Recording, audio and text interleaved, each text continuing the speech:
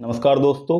आज की इस वीडियो में हम बात करने वाले हैं कूल्हे और जांघों के बीच में जो खुजली हो जाती है, ज़्यादातर केस में खुजली की जो समस्या होती है उसके बारे में।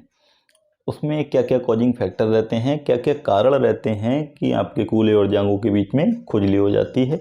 उसके अलावा जब खुजली होती है तो क्या क्या सिम्टम्स आपको देखने को मिलते हैं, क्या क्या प्रॉब्लम्स आपको फेस करनी पड़ती हैं, उनके बारे में बात करेंगे। साथ ही साथ आप इन खुजली की समस्या से कैसे बच सकते हैं, उसके प्रिवेंशन के बारे में भी बात करेंगे। उसके अलावा फाइनली इसके ट्रीटमेंट के बारे में भी बात करेंगे। एलोपैथिक मेडिसिन्स का यूज करके इसको कैसे ठीक किया जा सकता है, इसके बारे में भी बात करेंगे। तो अगर आप इन सारी चीज़ों को अच्छे से जानना चाहते हैं, डिटेल में समझना चाहते हैं, तो इस वीडियो को अंत तक देखते रहिए। तो बिना किसी देरी के चलिए शुरू करते हैं। तो देखिए, जो कूल्हे और जांघों के बीच में जो खुजली होती है उसके पीछे बहुत सारे कारण हैं, बट कुछ मेजर कारण हैं। जैसे कि कुछ मेजर कॉजिंग फैक्टर होते हैं, जैसे कि हाइजीन आप जो है मेंटेन नहीं करते हैं। अगर आप साफ सफाई का ध्यान नहीं रखते हैं, आप डेली बात नहीं करते हैं, आप वहाँ पे जो हेयर हैं, जो बाल आ रखे हैं उनको क्लीन नहीं करते हैं, आप ऑफिस में वर्क करते हैं, कहीं पर भी काम करते हैं, आपको स्वेट आया, आपको पसीना आया, आपने आके नहाया नहीं, वो उसी तरीके से वहाँ पे जमा हो गया, स्टोर हो गया, तो फिर वो फंगल इन्फेक्शन को कॉज करने लगता है और आपको फंगल इन्फेक्शन भी हो जाता है। तो मेन इसमें हाइजीन का ही है। अगर आप किसी ऐसे पर्सन के कांटेक्ट में रहते हैं जिसको ऑलरेडी फंगल इन्फेक्शन है, कूल्हे और जांघों के बीच में खुजली है, तो फिर आपको जो है ये प्रॉब्लम ऑटोमेटिकली आनी ही है, क्योंकि ये कम्युनिकेबल डिसीज़ होती है एक तरीके की। और इसके अलावा यदि आप जेंट्स हैं, आप लेडीज़ हैं, किसी ऐसे पर्सन के साथ सेक्स करते हैं, जो मतलब सेक्सुअल लाइफ आप किसी ऐसे पर्सन के साथ व्यतीत करते हैं जिसको ऑलरेडी ये प्रॉब्लम है, तो भी आपको ये समस्या आनी है, क्योंकि ये कम्युनिकेबल डिसीज़ है। तो इसमें मेनली आपको हाइजीन का ध्यान रखना है। जब भी आपको पसीना है, आपको तुरंत आकर के नहाना है, बालों को साफ रखना है और किसी भी फंगल इन्फेक्शन वाले व्यक्ति के कांटेक्ट में नहीं जाना है। तो ये तो आपके प्रिवेंशन हो गया, और कॉजिंग फैक्टर भी यही हैं, यही कारण है। इनसे अगर आप दूर रहोगे तो ये आपके प्रिवेंशन की तरह काम करेंगे, आपको कोई बीमारी नहीं होगी। लेकिन जब ये बीमारी होती है तो फिर प्रॉब्लम क्या क्या आती है। देखिए, आपको बहुत ज़्यादा खुजली होगी, बहुत ज़्यादा इचिंग देखने को मिलेगी, आपको दर्द होने लगता है उस जगह पे। कई बार तो जो है आप खुजलाते खुजलाते वहाँ से खून भी निकल आता है, पपड़ी बन जाती है, आपकी स्किन जो है वो रेड होने लगती है, लाल लाल चकत्ते पड़ने लगते हैं। आप बहुत ज़्यादा अनकंफर्टेबल फील करेंगे जब भी आप किसी पार्टी में जाएंगे या फिर कहीं लोगों के बीच जाएंगे। होगा क्या, आपको खुजली लगेगी, आप खुजलाएंगे और वहाँ पर और सारे जो लोग हैं वो आपसे डिस्टेंस मेंटेन करने लगेंगे, तो उससे आप बहुत ज़्यादा अनकंफर्टेबल फील भी करेंगे। तो ये सारी समस्याएं, ये सारी प्रॉब्लम्स आपको देखने को मिलेंगी। तो इसके लिए आपको क्या करना है, पहले से ही प्रिवेंट रहना है, आपको खुजली होने ही नहीं देनी है। लेकिन अगर आपको ऑलरेडी खुजली हो चुकी है, आपको जो है ये प्रॉब्लम ऑलरेडी हो चुकी है, तो उसके लिए आपको क्या करना है, आगे मैं आपको कुछ मेडिसिन बताऊंगा, उनका आपको इस्तेमाल करना है और आप इस प्रॉब्लम से 10 से 15 दिनों में पूरी तरीके से ठीक हो सकते हैं। ठीक है। तो इसमें आपको करना क्या होता है, पहली चीज़ तो ये, इसको बताने से पहले मैं आपको एक वार्निंग देना चाहता हूँ कि आप अगर नॉर्मल पीपल हैं तो फिर इस वीडियो को देखें ज़रूर, लेकिन इसमें जो मेडिसिन बताई गई हैं उनको इस्तेमाल करने से पहले एक बार डॉक्टर से कंसल्ट जरूर कर लें कि मुझे ये बीमारी है या मुझे ये समस्या है, क्या मैं इन मेडिसिन का यूज कर सकता हूँ। क्योंकि प्रत्येक जो इंसान होता है, प्रत्येक पेशेंट की बॉडी अलग होती है और उसकी समस्याएं अलग होती हैं।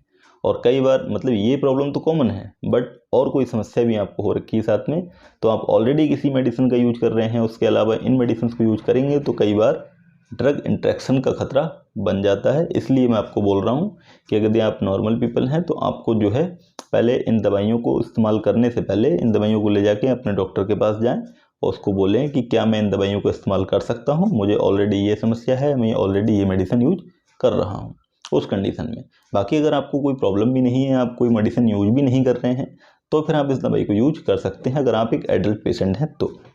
उसके अलावा जो मेडिकल स्टूडेंट हैं या जो आरएमपी डॉक्टर हैं, वो इस वीडियो को आराम से आगे तक देख सकते हैं और अपनी लाइफ में यूटिलाइज भी कर सकते हैं। तो इसके लिए देखिए, सबसे पहले आपको क्या करना है, एक एंटीबैक्टीरियल मेडिसिन लेनी है, डॉक्सीसाइक्लिन 100 mg। ये आपको क्यों लेनी है, क्योंकि जब भी आप खुजलाते हैं तो खुजलाने के दौरान क्या होता है, वहाँ पे कई बार ब्लीडिंग हो जाती है और बैक्टीरियल इन्फेक्शन की जो खतरा है वो बढ़ जाता है। तो इसलिए उसके लिए आपको जो है डॉक्सीसाइक्लिन 100 mg की जो टैबलेट है या कैप्सूल है, इसको आपको सुबह और शाम खाना खाने के बाद लेना है। और आपको बहुत ज़्यादा इचिंग हो रही है, बहुत ज़्यादा खुजली हो रही है, तो उसको कम करने के लिए आप यूज कर सकते हैं एटारेक्स 25 mg, या इसके अंदर जो सॉल्ट होता है हाइड्रोक्सीजीन, इसको आपको यूज करना है सुबह और शाम खाना खाने के बाद। उसके अलावा आप एक बेटनीसोल 0.5 mg, इसको भी यूज करना है आपको सुबह और शाम खाना खाने के बाद। उसके अलावा जब आपको ये समस्या होती है तो 90% केस में फंगल इन्फेक्शन की वजह से होती है, तो इसलिए आपको क्या करना है, इट्रोकोनाजोल 200 mg का कैप्सूल जो है डेली आपको लेना है, सुबह या फिर दोपहर में या फिर शाम को, कभी भी एक टाइम आपको लेना है।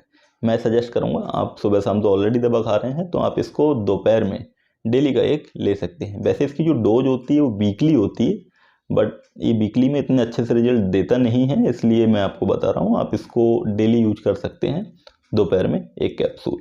और बाकी की जो दवा बताइए वो सुबह और शाम खाना खाने के बाद लेना है आपको। उसके अलावा जब आप नहाएंगे, आपको डेली नहाना है, और जब आप नहाएंगे तो आपको क्या करना है, कीटोकोनाजोल साबुन का यूज करना है, कीटोकोनाजोल सोप का यूज करना है। ये एक एंटी फंगल सोप होता है, ताकि आपकी बॉडी में कोई भी फंगल इन्फेक्शन कहीं और से, मतलब कूल्हे और जांघों के बीच आपको इन्फेक्शन है, अगर आप नॉर्मल साबुन से नहाएंगे तो होगा क्या, जब आप साबुन वहाँ पे लगाएंगे, उसी साबुन को अपनी पीठ पे या चेहरे पर कहीं और लगाएंगे, तो कई बार फंगल इन्फेक्शन जो है यहाँ से स्प्रेड होकर वहाँ तक पहुँच जाता है। लेकिन अगर आप कीटोकोनाजोल सोप का यूज करेंगे या साबुन का यूज करेंगे तो ये फंगल इन्फेक्शन को स्प्रेड नहीं करेगा, बल्कि उसको किल करने में हेल्प करेगा। तो इसीलिए आपको जो है कीटोकोनाजोल सोप का यूज करना है। उसके अलावा आपको जहाँ पे छोटी छोटी फुंसियाँ निकल रखी हैं, अगर कूल्हे और जांघों के बीच में हल्के हल्के दाग जैसा हो रहा है, तो आप डर्माकिटी क्रीम का भी यूज कर सकते हैं। इसको आप रात को लगाइए, अच्छे से सारी जगह पे लगाइए जहाँ जहाँ पर इन्फेक्शन है। उसके बाद सुबह को आप कीटोकोनाजोल सोप से नहा लीजिए। इतना आप करिए, और ये जो दवाइयाँ हैं वो सारी बताई हैं, इसको 10 से 15 दिन के लिए यूज कीजिए। आपका जो कूल्हे और जांघों के बीच में जो खुजली की समस्या है वो 99% केस में सॉल्व हो जाएगी। और जब ये सब आप कर लें तो फिर बाकी की जो प्रिवेंशन बताया है फिर उसको यूज करना शुरू कर दें। आप हाइजीन मेंटेन करना शुरू कर दें, हेयर जो है उनको क्लीन करना शुरू करें। उसके अलावा आपको डेली नहाना है, और किसी भी फंगल इन्फेक्शन वाले पर्सन के कॉन्टैक्ट में नहीं जाना है। ये सारी चीज़ें आपको करना है। तो आई होप आपको वीडियो पसंद आया होगा। आज के इस वीडियो में इतना ही। आपकी जो खुजली के रिगार्डिंग जो कंसर्न्स हैं वो क्लियर हो चुके होंगे, मैं ऐसी उम्मीद करता हूं। और बाकी अगर आपको वीडियो वैल्यूएबल लगा हो, वीडियो अच्छा लगा हो, इन्फॉर्मेशन आपके यूजेबल लगी हो, तो फिर आप इस वीडियो को लाइक करें, और इस चैनल को आप सब्सक्राइब भी कर सकते हैं। आप अगर इसी तरीके का कंटेंट आगे और देखना चाहते हैं, या फिर मेडिकल लाइन से रिलेटेड कंटेंट जानने में आपको इंटरेस्ट है, या फिर आप अपनी हेल्थ के बारे में जानने में इंटरेस्ट रखते हैं, तो आप इस चैनल को सब्सक्राइब कर सकते हैं। धन्यवाद दोस्तों, आज के लिए इतना ही। मिलते हैं फिर किसी अगले वीडियो में, तब तक के लिए जय हिंद, वंदे मातरम।